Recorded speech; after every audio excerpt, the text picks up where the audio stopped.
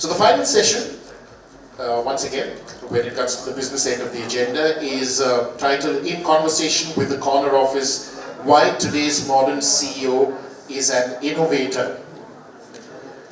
In making a shift from an operations officer to a growth leader, CEOs need to adopt innovation. This session will deep dive into two aspects: driving business model innovation and reinventing the value chain. So as has been the protocol, what I'm going to do is invite on stage the session chair and moderator for this session, Tuhina Pandey, Director, Marketing and Communications at IBM. Tuhina, if you could make your way up on stage, please. Let's greet Tuhina with all the energy you've been greeting all our session speakers and chairs. Thank you very much. And Tuhina, what I'm going to do is hand over the floor to you so that you can invite the speakers who will join you at this session. Thank you so much, Anil. And this is going to be a promising session, I can tell you. This is the last one, the best for the last. Not saying that the other panels were not interesting, but this one is going to hit out of the park. Why am I saying that? I'm going to be joined by two very dynamic leaders who are at the helm of scripting India's digital transformation journey. I'm very pleased to be joined by Vineet Gautam. Please welcome you on the stage. Clearly a trailblazer. He's actually at the helm of the fastest growing fast brand. That's no mean task, and he's also a futurist. You will know more when we hear from it. I mean, that promise will hold. Thank you so much, Vineet. I'm also joined by Kamal Singhani. He's the country managing partner for IBM Consulting. Some of us who see Kamal in action every day is a man full of passion, and he's a digital transformation champion as well, and literally working with all our clients each day to make the difference. So thank you so much, gentlemen. If you can take our seats. All right, people save the fire round for the last. So we'll probably start with it, considering it, to the end of the evening. Okay, bullish on 2024 or bearish? Vineet, first you. I think mixed feelings. I think the start of the year has not been good. We have a lot of headwinds. But I think overall, looking at the economy, looking at all the macro data, micro data, I think there will be an uptick soon. And being in business is always about optimism. So I think I'm a little bit more optimistic than what I was 2 months back, but I think it should pick up in the second half of the year. Okay, so bearishly bullish? I think you could say that in a way. Alright, so let's understand you as a leader. What's your leadership mantra? I think it's very difficult to say in today's world. Someday you are leading from 30,000 feet, someday you are putting your sleeves up and doing the hard work every day. I think especially the fashion business, it's a little more challenging. We all keep talking about agility and agile, especially in tech. I think fashion is the most agile business because trends, micro trends change so much. Especially in a country like India, where food habits change every 100 kilometers. I think fashion changes also several kilometers up the line. Even in the same cities, it's so much difficult to predict what works in Santa Cruz and what works in Ghatkopar. So I think it's a difficult business, and I think you have to be hands-on. And I think from my perspective, I think tech is a very large enabler. I spend a lot of time with my teams pushing them to start to adapt more tech. And I think today's time, we used to call it a little bit while back that every person needs to be a people manager. I think now, everyone needs to be a mini CIO into a company. I think so much important to adapt to tech. Absolutely. So tech is at the heart of your leadership right now. All right, where do you shop? I shop at my stores. I thought as much, but glad. I'm going to turn it over to you, Kamal. The three same ones, bullish or bearish in 2024? Severely bullish. I like that. So he's bullishly bullish. Great. Your leadership mantra? I don't call it as a mantra. I would say probably a combination of few things. First of all, the word aspire, aspiration, highly aspirational. And with aspiration comes the working style, which is at times hands-on and many times hands-off, but depending on the situation, so kind of a resilient on your management. And last but not the least, backing the team to the hip. Yeah, situational leadership, but that kind of matches both of your answers somewhat. It'll be a wasteful question to ask you where you shop, but I'm going to still ask you that. Where do I shop? Okay, wherever Vinith opens up a retail store. Well, I thought as much. Alright, let me actually come to the industry part of it, your business part of it, Vinith. What a phenomenal journey from a bestseller perspective. And we talked about the Mark Anderson's, the statement where software is eating the world, and then now AI is eating the software. And you're a man who's very dedicated, as you said, technology at heart, but also on the journey of unlocking the full potential of AI. Getting the data right for that journey. What's your take on it?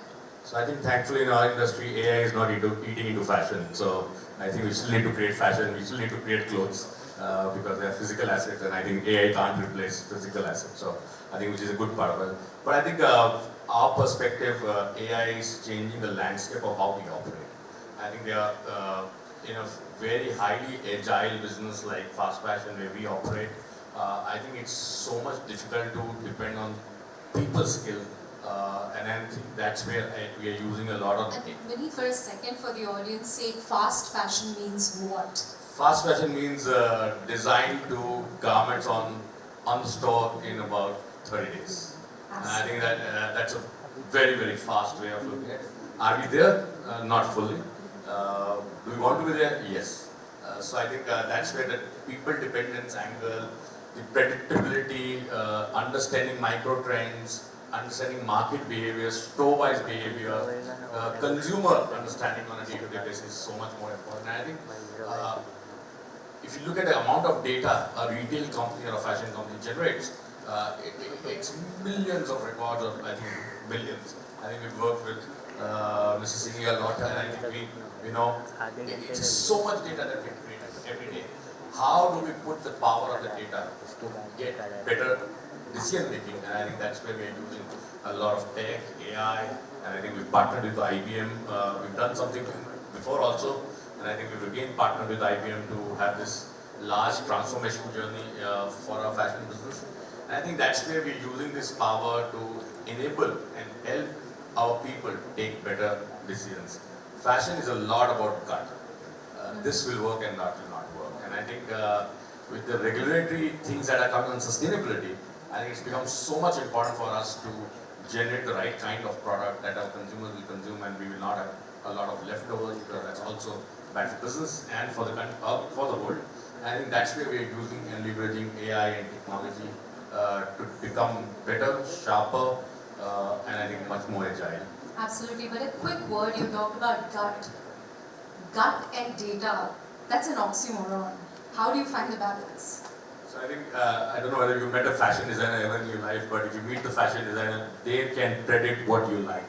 And I think just by seeing you, or by just reading a trend on global websites or visiting the market, they will know everything. And it's so much difficult to tell them what tech can do for us. But we've gone through this very large journey through something which we co-created with IBM many years back called Fabric AI, where we fed a lot of data and we could show results to our designers, our buyers, of how a small change in design could suddenly improve sellouts of the stores, of the product.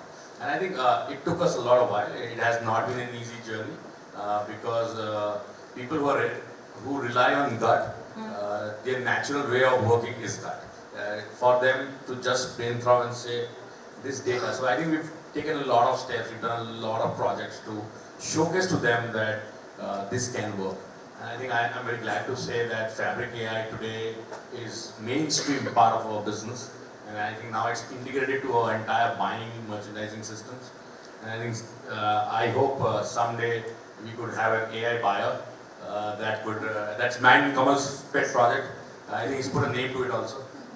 So hopefully we'll be able to create a buyer and then show our buyers how an AI buyer can buy better, or maybe help them buy better. Yeah, I didn't want to delve into it, Kamal or Vinny, anyone can come into Fabric AI. What it really did, I mean, what you're saying is, a product as complicated as that, by kind of introducing AI, you were able to improve the yield dramatically. A little bit for the audiences and for myself will be great. You could start and I'll draw him in. Yeah. I'd love to hear you as a user. So I think I will take the journey 5 years back. When we start to look at data, we have an image and then we have data, right? Which says how it was blurred, did it sell well, doesn't sell well. No one knows the answer why a red shirt sells well, a red jacket like this sells well, and another red jacket similar does not sell well. It is so difficult. And the buyers generally have a tendency of a gut. A human mind can only remember a certain aspect of data, right? While you're taking a buying decision, why will this red sell and not that red sell is very, very difficult. And I think that's what we use Fabric AI or Watson to feed a lot of our data of product, because there was, the system could read imagery, and I think also pick out the key attributes and then look at our past data, look at fashion trends globally, and be able to predict a little more better.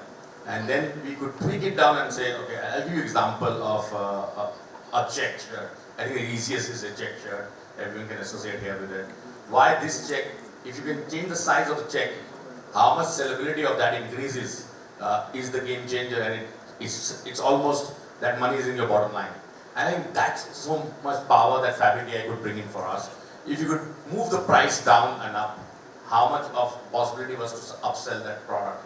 And I think that's what we've used, and now we use our new design and we feed it to Fabric AI and to get I say it in internal confidence index on that. And if a buyer can get a data point thing, this is the confidence index of Fabric AI, you take a better gut decision than what you were taking a few years back. So that's Fabric AI for us. From my perspective, I see it as a buyer, as a user voice data sort of to the creator in some sense.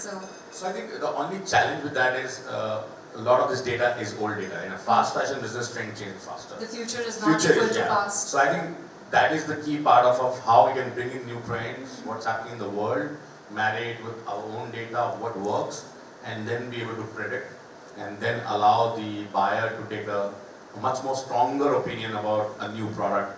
Because end of the day, in a fashion business, 40% of our money is spent in product.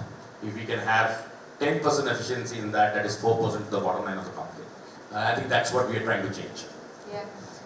We have a pack of time, so I'm not going to go with segments, but I'm going to go with lines of interest. Kamal. I'd like to add a few things. Yeah, sure. Go ahead.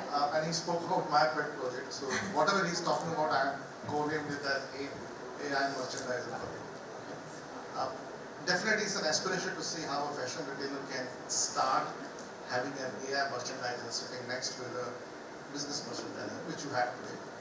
Of course, I'm very clear that AI cannot take the job away. Of course, I have to coexist with that merchandiser, but at the same time, one has to understand the boundaries which will be drawn on such things. Of course, AI cannot be as creative as your merchandiser is. AI cannot be as spontaneous as your merchandiser is in choosing, as you said, cuts. And AI cannot be as inspirational as your merchandiser will be. But AI has to coexist with those people who have these traits, to guide them and coach them, to take those decisions, the right decisions, which probably today they are unable to take because of either lack of information or lack of skills, which would be maybe able to predict better. So that's something which we probably like to work with them. And then, of course, the thought on AI, so much has been said. Right things being said, Amit, you said right, the panels before said, your AI and the outcome of your AI is very important. How you use AI, how you deploy AI in your organization. It cannot be on an open platform, it has to be on a platform which predicts or which uses your data. Yes, it can use any external data as well, but you cannot give your data to the external world while you are designing your AI models. Similarly, your IPs are so important, so you can't let go of those IPs to the external world. So use those AI tools which protect the governance which protect with AI and which have the models and the data models which protect your data. So I guess that's where the fact is. How do you take that forward is anybody's guess.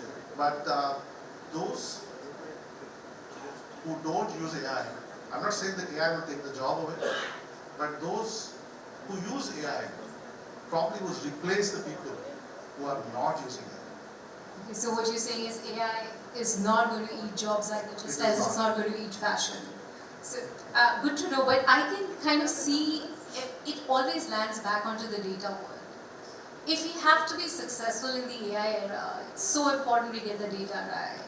A quick word from both of you would be really helpful. I think, as I said, we create millions of records on data, both on product. A product has, we can put a product on at least minimum 30 attributes of a product, right? And that's where the governance becomes so much important. That's where the data works is so much important. We're actually working on a very large data lake project with IBM and also on master data management and stuff that we're doing with IBM. I think if your fundamental core data is not right, the results are not going to be right. If you pick up a check shirt and you say it's a striped shirt, life's finished. And then you have a different result, and then you realize after the product is in the stores that something else happened to it. So I think it's so much important to have the right data. And I think a lot of our organizations, especially I can only say for my industry, are not spending enough time on master data management, including us. And I would say also, we are on the same page also. So I think we've not realized that that's so much important. And I think a lot of our investment of time actually is going into how do we have governance, right governance on data, and who gets to take calls on changing data. So I think that's something we're working on. Actually, we're also using Fabric AI in that aspect because it has capability to read imagery, and I think that's very much important for our business. I'll say what Vineet is saying. I would say governance, data governance is key. Get your governance right. That governance will lead you to keep your data clean, manage your data clean, and use it in a manner which is well protected, including the privacy of your customers, including the privacy of your organization. So data governance to me is key. And before you go into any AI project, just get your data governance right. Don't touch your data, don't put it on AI until you're absolutely sure that this data is not going to give you results which are either biased or hallucinating. AI is as good as the data it feeds off, right? The last bit, and considering we are ended this conversation, I didn't want to talk about the India story for a minute. We are multiple centuries living together, and then there were these trends during COVID. There's this emergence of tier 2, tier 3, and then there's the expanding burgeoning middle classes, and the preferences, exposure to global fashion and everything. How do you respond and cater to a market as complex as that and achieve scale while it looks like a big market, but then there are just so many segments, going back to what Kamal was saying right at the beginning? I have to be very honest, we're also trying to figure it out. How do we do that? It's not an easy ask. There's so many trends, so many behavior, especially the country, and we're a European company. When I look at Europe, the trends are almost similar across Europe. Black, blue, grey, life is finished. Right? 80% of the products you sell in that. And then you come to this country and you go down to a store and you find a rainbow there. And no one knows, is this yellow better or this yellow better? It's not an easy ask. I think we are all trying to learn. I think fashion, especially in India, is a very long learning journey. Why? And also, I will say why, because data is so easily available and cheaply available in this country. Everyone is looking at the world, what's happening on a trend, and everyone wants the trend they like in your shops. And there are customers when they come and say, "Oh, but yeah, I just saw this on Gucci. Why don't you have it?" And I say, "Okay, the fashion show happened yesterday," and then that's the expectation of a consumer today. We are a young country, and I think it also has its pluses, it also has its challenges. I think we're all trying to figure out where. But I think what we are trying to do in the next few years is ensure we have enough tech to back it. This is humanly impossible to do it. I keep saying this to my organization. I think it's very difficult. but it is humanly impossible to predict what works in this store and why something else does not work in our store in the same city. 10 kilometers down the line, what sells in Bandra and what sells in Kurla is a world of difference in our business. And that's what keeps life interesting. Yeah, and it's interesting. So that's why we have so many people who have jobs. And I think we are 1.4 billion people, so we need to create more jobs. But I think using technology, we are trying to ensure that we are a step ahead of our competition, and we are able to live up to consumer expectation from our brands and give them the latest international fashion available at the fastest and most value for money offer. More power to you. Kamal, Thank you. last word? I'll go back to the first question you asked. Severely bullish because of idiots. So, yes, I guess I spoke about it earlier. The micro or nano segmentation or hyper personalization, that's the way forward. And while you do that, you have to be agile. Segmentation of yesterday will not stay today, and today's will not go tomorrow. So how you read the trends in the market. Every state is a country in itself here, or maybe even a city is a country in itself in India, and some large cities are bigger than many countries globally. So how do you read that trend? How do you adapt to that trend? How do you continuously change your segmentation models in his industry for that matter? And in our industry, how do you stay ahead of your offerings on these technology platforms? How do you keep your clients or your customers ahead of technology? Is that what we make us help? Fantastic. On that very wonderful note and hopefully fabulous fashion to come, it's a wrap, and big round of applause to you, Vinny.